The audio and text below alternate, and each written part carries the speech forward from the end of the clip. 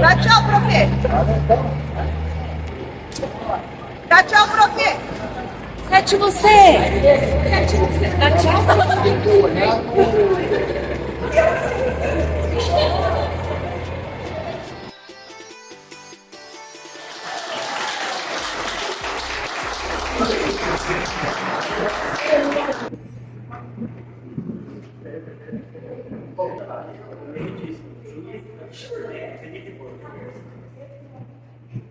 Acompanhado pelo Luísa Fernanda, Eduardo Lima, Pedro Augusto Rodrigues e Júlia Cristina Lins Velar.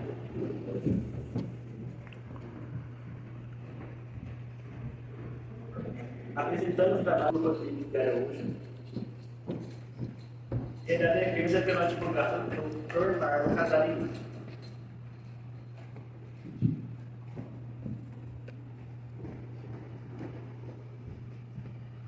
Estamos aqui reunidos para o julgamento dos réus. Pedro Henrique Rafael, Maurício Biazin Pinheiro, Matheus Eduardo de Souza e João César Carlos Alves.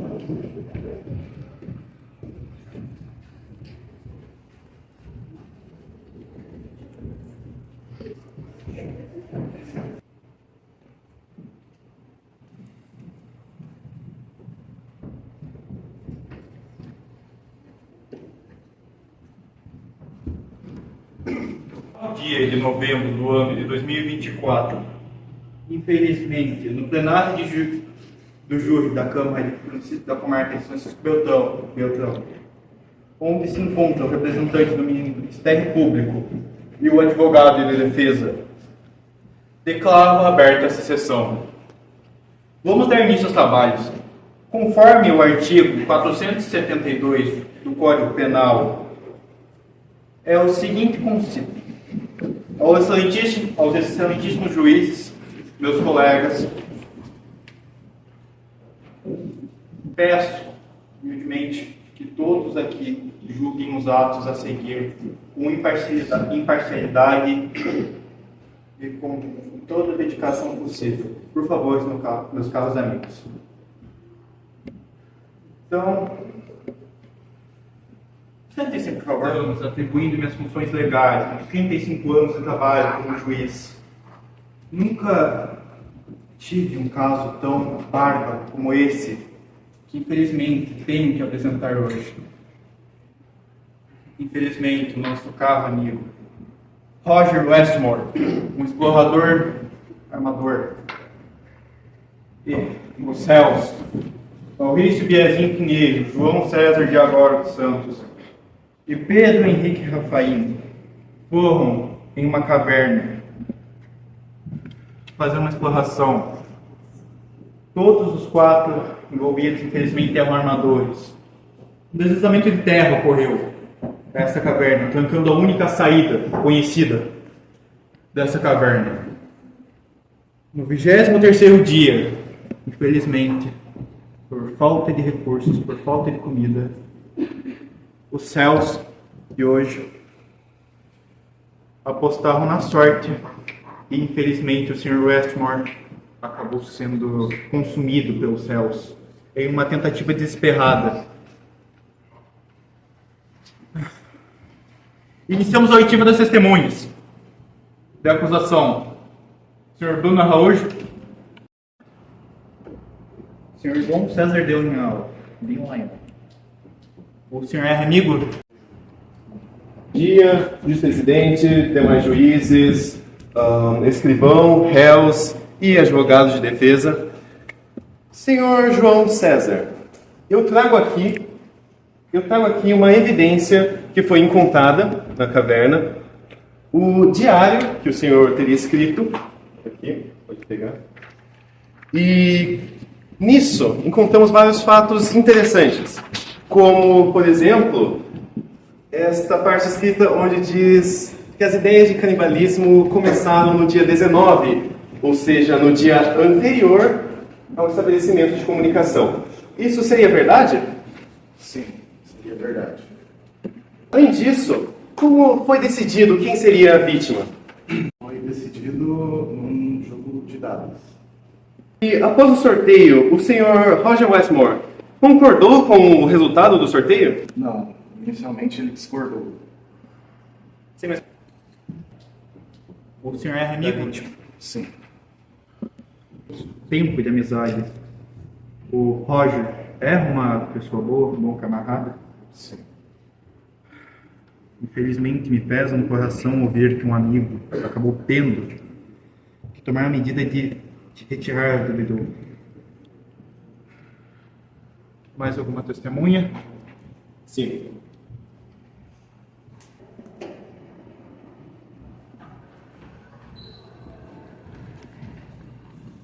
Eu nunca não esqueço.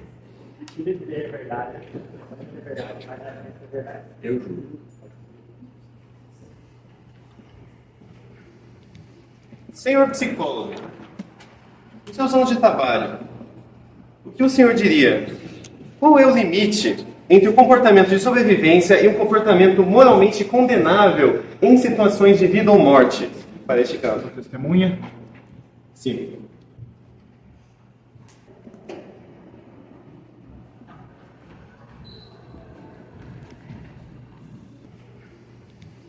Senhor psicólogo, nos seus anos de trabalho, o que o senhor diria?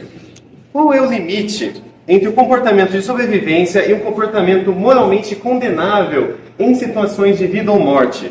Para este caso. Eu diria que eles tomaram uma decisão muito rápida, agiram muito rapidamente.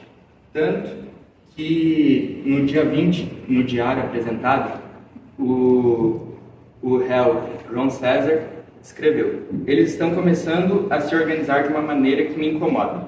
Quando o assunto sobre quem seria a vítima surgiu, ninguém parecia chocado. Conversaram sobre isso como se fosse apenas uma escolha prática, sem considerar o que isso realmente significava. Tentei de novo sugerir que esperássemos, mas fui ignorado. Em sua análise, o comportamento dos réus indicava algum planejamento ou preparação para tal ato?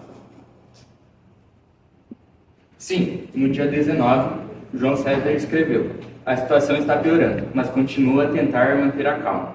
Quando a ideia de recorrer ao fato foi levantada pela primeira vez, a maioria concordou rapidamente. Muito obrigado. Sem mais perguntas.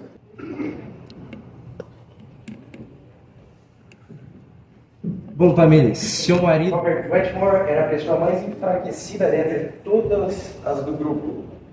Robert Wetmore não foi escolhido, ele foi simplesmente morto pela falta de capacidade mental de tomar uma decisão, pela ausência de nutrientes e qualquer fonte para alimentar o cérebro que seria capaz de tomar uma decisão coerente perante este caso. Pois bem, seria correto tirar o mesmo direito dos seus filhos, que é de viver com os pais, para os filhos deles? Não. Acima de tudo, sei que o papel do pai não é Eu tenho uma observação a fazer. Bom, obviamente que o Westmore também tem filhos. O advogado de defesa não leva em consideração somente os filhos deles. O Westmore tem 2 filhos, o Westmore talvez poderia até ver os netos dele vindo. Porém, acabou sendo morto. Obviamente que uma situação em que todos estavam presos, todos estavam sem comida, todos talvez nem tivessem mais a noção da luz do dia, noção do tempo, noção de quanto mais tempo persuadiriam ali. Porém, usar esse tipo de argumento, principalmente tentando colocar algo mais emocional, em minha visão, não é algo muito certo a ser feito. Pois bem, senhor juiz presidente, eu perguntaria à mulher do morto qual seria a decisão dele perante essa situação. Como o Roger gostava muito dos seus amigos, eu acho que ele continuaria com a ideia de ser a vítima.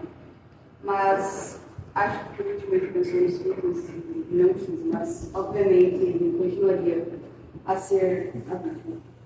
E ele, se no caso fosse um dos juízes aqui presentes, condenaria os réus e tiraria o direito de viver com os filhos desses 4 pais presentes aqui? Não, pois além de ele ter uma amizade muito grande com eles, ele também amava muito ambas as famílias de seu Jesus. Pois bem, senhores juízes, isso é Robert no estado. Com quantos filhos ele tinha? E, pois bem, se a senhora está contra a dissolução desses 4 homens, posso concluir que a senhora ignora totalmente a parte que eles também têm filhos. Isso é um fato. Objeção. A pergunta não tem relação com o caso. Espere, senhor promotor. Pode verá. Conclua seu raciocínio. Pois bem, Tamele, esses filhos destes homens não ficariam sem pais? Teriam graves problemas futuramente? Sim, mas eles também deveriam ver que Roger também tinha uma família. Eles pensaram na família de Roger, não sei. Verdade, essa não é verdade, mas cara, é verdade. Senhor júri.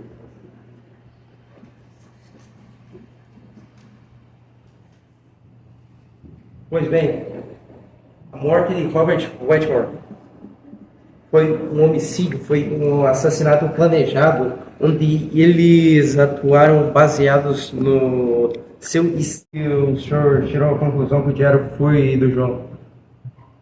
Ele concordou? Ele acaba de confirmar que o diário foi escrito por ele. Pois bem. Vou chamar as testemunhas. Algum comentário, promotor? Eu tenho sim uma pergunta para o senhor Matheus. Eu gostaria de saber qual o pretexto para chamá-lo como testemunha, porque eu não entendi exatamente se ele veio como... se ele é um médico, se ele tem alguma formação para falar sobre isso. Qual é o pretexto para estar aqui? É uma pergunta direcionada à testemunha. Eu fui chamado pelo Sr. Marlon porque eu era amigo da vítima, por isso eu estou aqui respondendo as perguntas. Ok, mas isso lhe dá o direito, ou melhor, um conhecimento para você falar sobre as perguntas do advogado de defesa? Porque eu não vi nenhuma pergunta sobre a sua amizade, eu só vi perguntas gerais que qualquer um estudado em alguma área específica teria conhecimento. Eu fui chamado, senhor, porque eu era amigo e ele não direcionou perguntas sobre a minha amizade com... Alguns colegas vezes, algum questionamento? Bem, respondi dispensado, senhor. Autoridades já denominadas, começando pelos fatos, porque creio que talvez não tenha ficado muito explicado. Esse caso é um acontecimento ocorrido no condado de Stafford, onde 4 membros estudiosos de uma sociedade de espeleologia deixam suas habitações para embarcar numa exploração de caverna próxima do fundo de tal condado. Já sabemos claramente que eles entraram na caverna, a entrada foi bloqueada e que teve uma equipe de busca, foi lá, alguns tiveram problemas com o desmoronamento, mas vamos ao que interessa. Com o passar dos dias, foi possível estabelecer contato através de um aparelho comunicador à bateria, pelo qual Roger Wetmore entra em contato com a equipe de resgate, recebendo assim a informação que o tempo mínimo de resgate seria de 10 dias. Após, Wetmore alega que os suprimentos levados não seriam suficientes ao tempo de cárcere, e os descreve como escassos. Todos tinham condições normais para terminarem-se que o resgate estava sendo feito. Como eu disse, eles foram devidamente avisados que estava sendo feito um resgate em um prazo mínimo de 10 dias. E por último, não menos importante, nossos costumes e jurisprudências não devem ser alterados com base em eticalidade de conduta. Além do que foi encontrado no diário do explorador, como podemos confirmar, nos manuscritos e relatos de um dos seus presentes, A ideia do canibalismo já era anterior ao estabelecimento de comunicação. No 19º dia, a ideia foi proposta e no 20º dia houve a comunicação, indicando que já se tratava de uma ação planejada. Além, temos a forma no qual foi decidido quem seria a vítima. Nisso, temos a existência do pacto, ou como foi descrito, este sorteio, que nos revela que eles não agiram por mero instinto de sobrevivência, como coloca a parte da defesa. Eles agiram com frieza, agiram por cálculo. 3. Da imputabilidade e culpabilidade dos agentes. A defesa argumenta que os 3 acusados agiram sob excludente de licitude de estado de necessidade, ou seja, suas ações seriam consideradas atípicas e, portanto, isentas de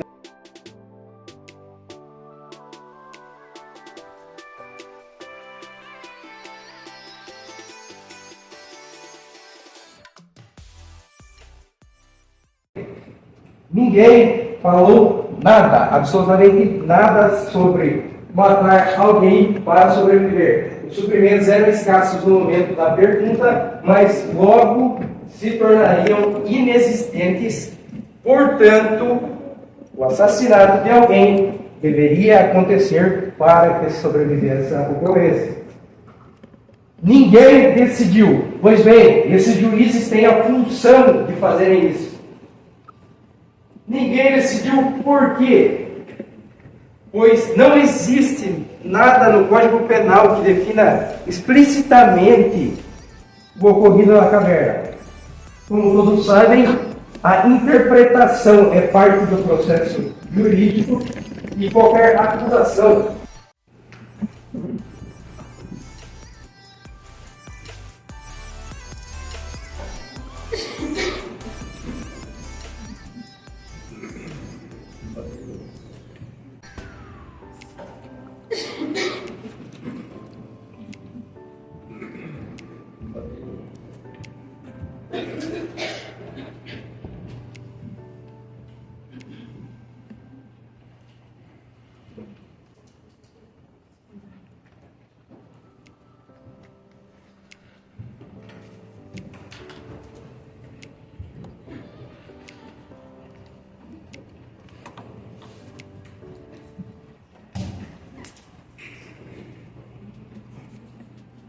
com os poderes concedidos, espero que todos meus colegas juízes, todos aqui presentes, entendam que nós, como juízes, prestamos todo o cuidado na nossa decisão, não decidimos de qualquer forma.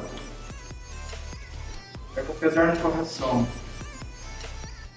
informa, e por todos os poderes dados a mim, durante esse tribunal, condeno culpados à forca os 3 réus.